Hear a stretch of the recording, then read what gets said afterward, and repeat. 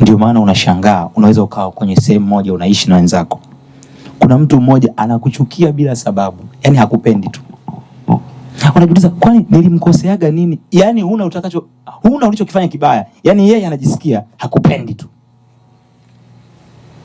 Huyo ni shetani, anatumia mwili wa mtu kuingia ili akupinge. Sababu shetani hawezi kuja na mapembe eti mimi ni shetani na kupinga.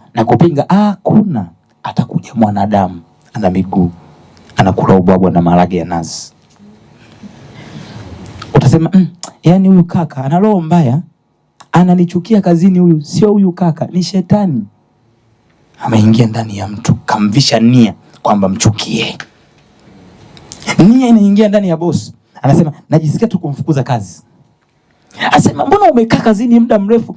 Shetani kampika nia boss kwamba akufukuze kazi. Yani boss akikuona anasema chef tu.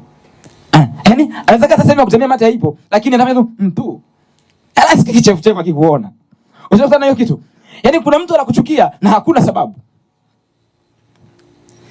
Nafikiri ushakusa kwenye maisha, kuna wakati mtu ukimuuliza kwa nini unanichukia, anakuambia yani mimi najikuta sikupendi. Yani mimi najikuta tu sikupendi. Ushakusa kitu kama hicho? Yani nipe sababu ya kwa nini unanichukia. Yani mimi najikuta tu.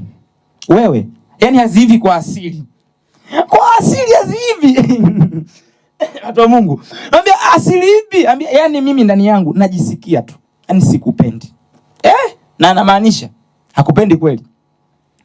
Sio yeye. Shetani kamvika nia ndani ya kukuchukia.